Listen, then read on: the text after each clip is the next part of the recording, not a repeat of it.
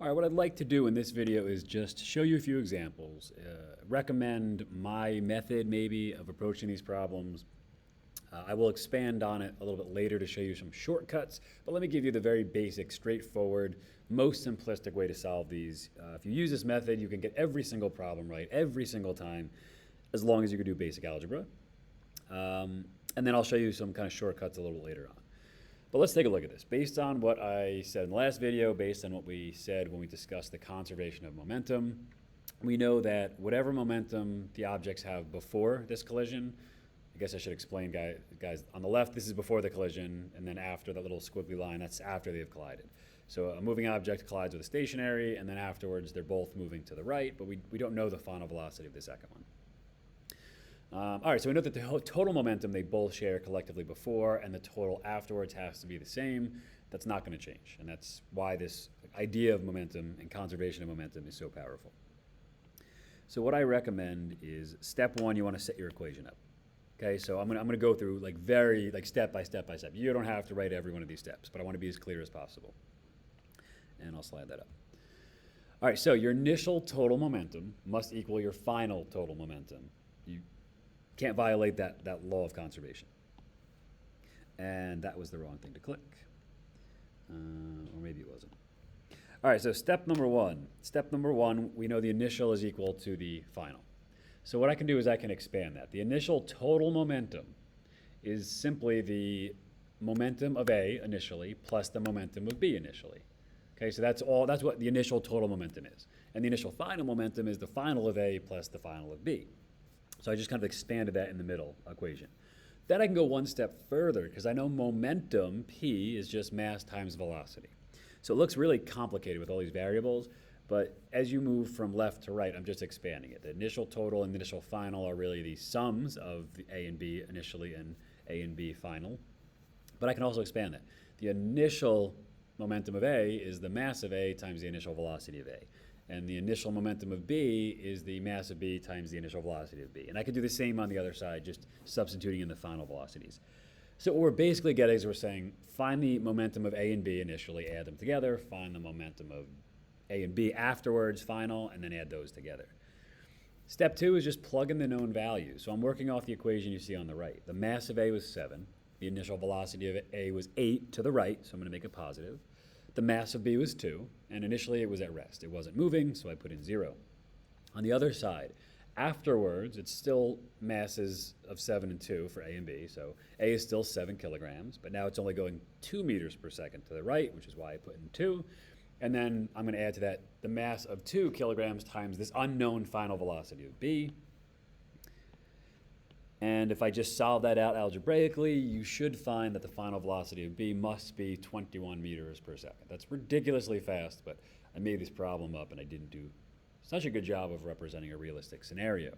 But yes, the only value, if you solve that algebraically correctly, will be 21 meters per second, and you get a positive value, so that means they would have to be going to the right. That's it. That's generally the way you solve these problems. You just have to set up these equations, plug in your known values, and go from there. All right, so let's try another one. And what I would suggest is you pause the video when you see the second one, try it yourself, and then you can kind of play through the solution. But that's up to you. And all right, so in this case, we have an 8 kilogram object traveling at 12 meters per second to the right, a 3 kilogram mass traveling at 4 meters per second to the left. That was a little hint there. After the collision, they're both traveling to the right, but A has been reduced. It's obviously given some of its momentum away because it has less now. And that momentum is now in B, and B is moving most likely to the right, and we will want to try and figure out what's going on there. So if you want to try and solve it yourself, pause the video. Otherwise, I'm going to continue forward. I'm going to walk you guys through this just like I did last time. Step number one, your initial total momentum must be equal to your final total momentum. Well, that's just the initial of A plus the initial of B, which has to be equal to the final of A plus the final of B. And then I could just substitute m times v, which is momentum, using the specific initial and final velocities. Then I'm just going to plug in what I know. The mass of A is 8. The initial velocity is positive 12 because it's going to the right. The mass of B is 3, but the velocity is negative 4 because it's going to the left. On the other side, after the collision, the 8 kilogram ball is going 3 meters per second to the right.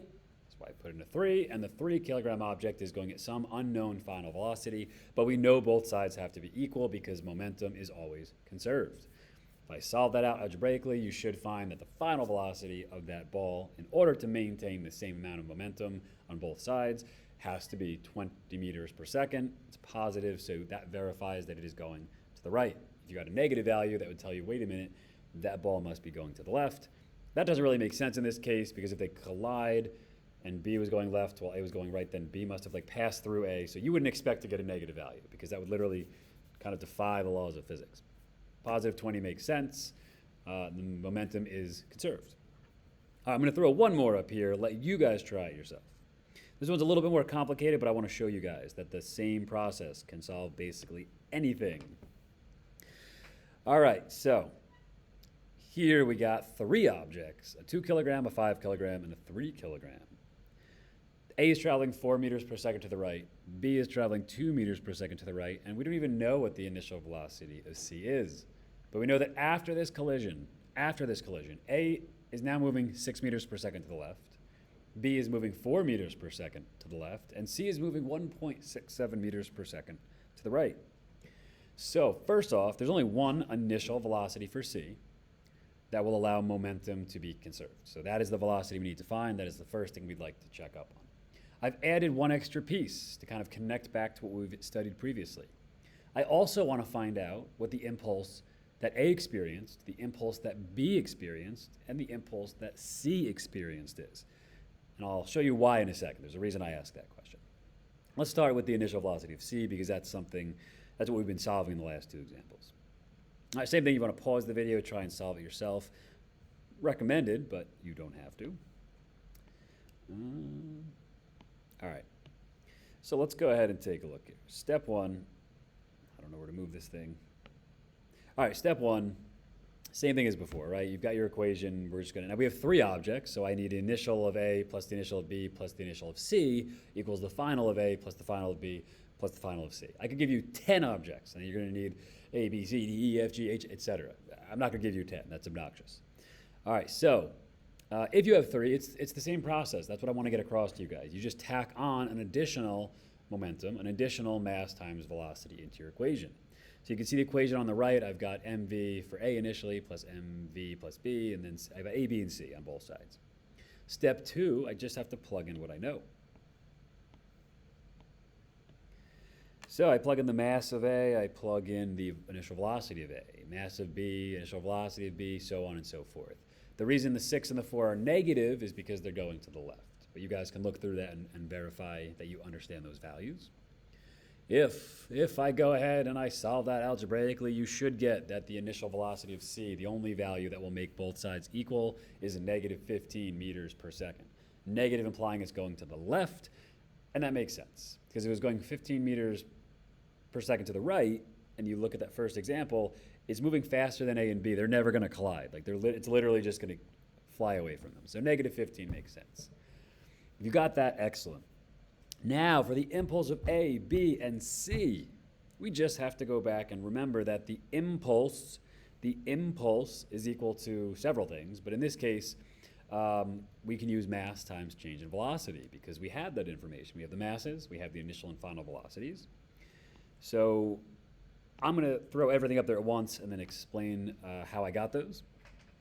So as I said, impulse is mass times change in velocity, which is the same as mass times final velocity minus initial.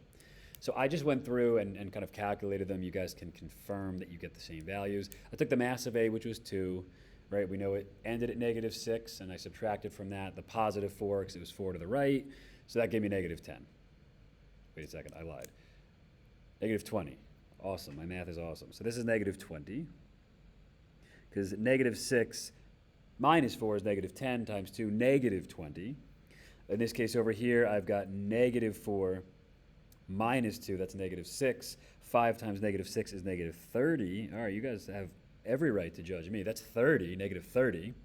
And then 3 times, well, the final is positive 1.67 minus a negative 15. I do believe that one is correct. All right, so I apologize about that embarrassing blunder. But anyway, if I adjust these now, if we take a look, The impulse of A was negative 20. The impulse of B was negative 30. And the impulse of C was positive 50. Maybe we notice something, maybe we don't. Think back to that dollar example where person A was giving person B money. If A lost 20 and B lost 30, that means A and B together lost 50. Well, that had to go somewhere, right? Conservation of momentum. So that tells you, oh, that makes sense. That's why C gained 50. C gained 30 from B, and it gained 20 from A. Guys, if you ever calculate the impulses of all your objects, they have to add up to 0, because whatever objects lost momentum, well, that could have only gone to the other objects. So just a quick way to check, or if I ask a question on that, your impulses should always 0 out, because whatever was lost by whatever objects must have been gained by the other objects. If that doesn't line up, if your impulses don't kind of, equal out to 0 when you add them, or you can't verify that, well, these lost 50 and this gained 50, you very likely made a mistake. So it's a quick way to check. It's always a good idea to calculate the impulses anyway, but it just, again, verifies the conservation of momentum, which is why I wanted to ensure that I showed that to you.